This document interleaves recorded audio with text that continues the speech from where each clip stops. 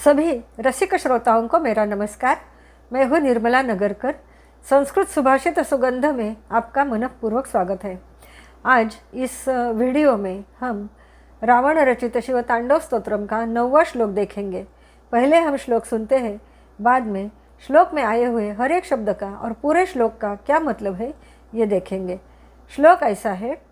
प्रफुल्ल नील पंकज प्रपंच कालिम प्रभा वलंबिकंठ कंदली रुचि प्रबद्ध कंधरम स्मरच्छिदं पुरच्छिदं भवच्छिदं मखच्छिदं गजच्छिदांधकच्छिदं तमंतकच्छिदं भजे। ऐसा यह श्लोक है।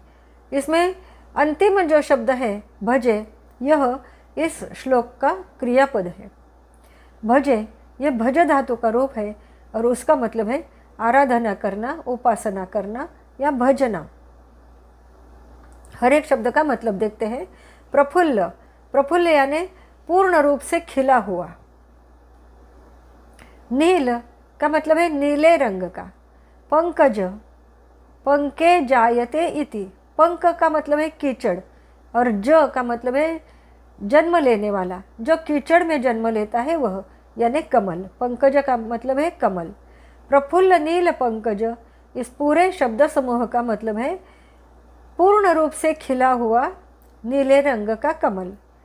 प्रपंच, इस शब्द का मतलब है ढेर, रास, राशि या विस्तार, फैलाव।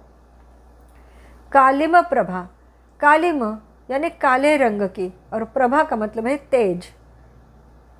प्रभा अधिक अवलंबी, ऐसा यहाँ संधि है।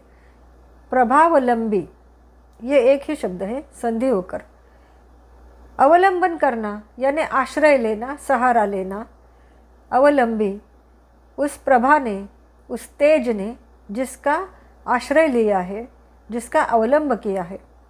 कंठ कंदली का मतलब है कंठ प्रदेश। रुचि, इस शब्द के भी कई मतलब होते हैं।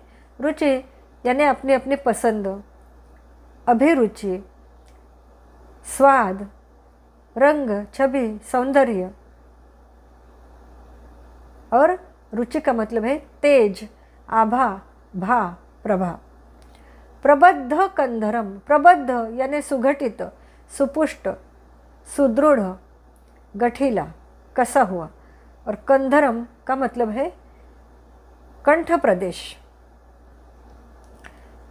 आगे जो 2 पंक्तियां हैं उसमें शिवजी ने जिनको परास्त किया है, जिनका वध किया है और उससे शिवजी को जो विशेषण प्राप्त हुए हैं वही विशेषण आगे की 2 पंक्तियों में है।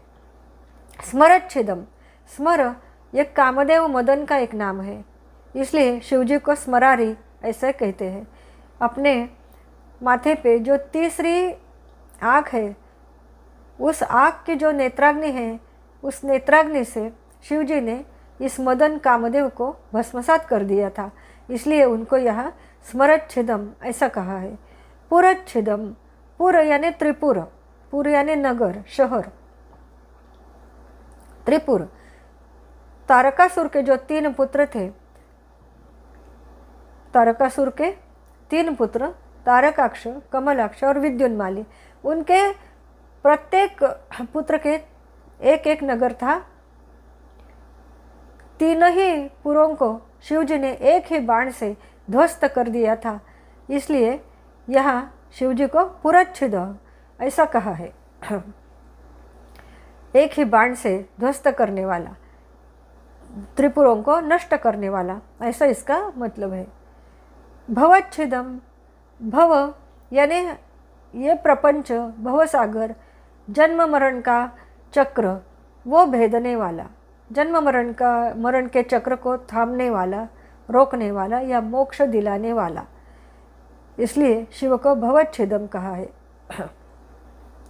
मखच्छिदम, मख यानी यज्ञ। दक्ष प्रजापति के यज्ञ का शिवजी के वीरभद्र नाम के गण ने विध्वंस किया था, इसलिए शिवजी को मखच्छिद कहते हैं, यज्ञ का विध्वंस करने वाला। गजच्छिदम गज, यह गजासुर का नाम है। यह महिषासुर का पुत्र था गजासुर। दुर्गा देवी ने जब महिषासुर का अंत कर दिया तब इस गजासुर ने भी बहुत सी तपस्या की और वरदान प्राप्त किए और वह भी उन्मत्त हो गया। इसलिए शिवजी ने गजासुर का भी वध कर दिया। गजासुर जब शंकर जी का त्रिशूल लगने से उसके प्राण जा रहे थे तब गजासुर ने शिवजी की स्तुति की और उनसे प्रार्थना की कि उसका ये जो चमड़ा है वो तपस्या से बहुत ही चमकीला और तेजस्वी हो गया है, सुगंधित हो गया है।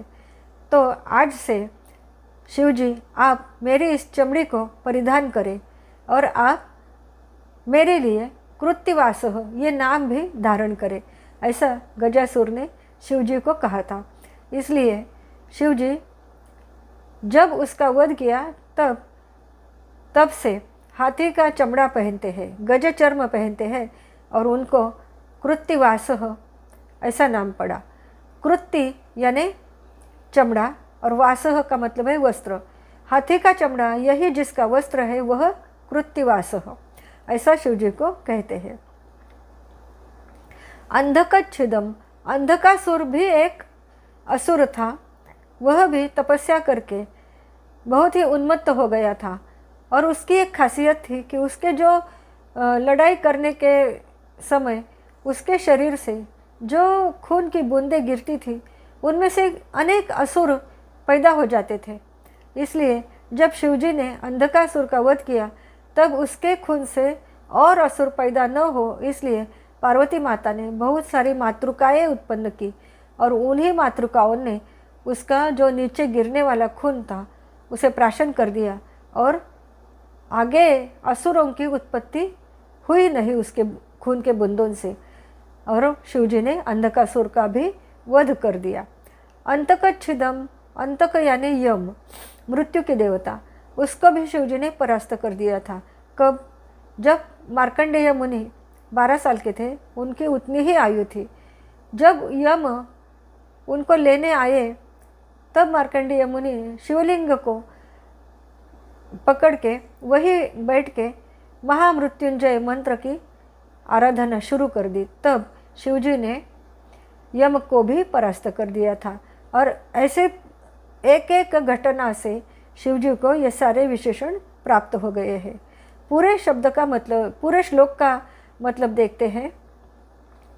पूर्ण विकसित नील कमलों के ढेर से द्युतित होने वाली या प्रकाशित होने वाली, फैलने वाली नील श्यामल तेज से जिसका कंठ, जिसका कसा हुआ गठीला कंठ, सुदृढ़ कंठ प्रदेश तेजस्वी दिख रहा है या सुशोभित हो रहा है, जिसने कामदेव मदन को भस्मसात किया, त्रिपुरों का विनाश किया, जो जन्म मृत्यु के चक्र का विनाश करता है, जिसने दक्ष प्रजापति के यज्ञ का भी विध्वंस किया, गजासुर का वध किया, अंधकासुर का वध किया और मृत्यु देवता यम को भी जिसने परास्त कर दिया, ऐसे शिवजी की मैं आराधना उपासना करता हूँ। ऐसा इस पूरे श्लोक का मतलब है।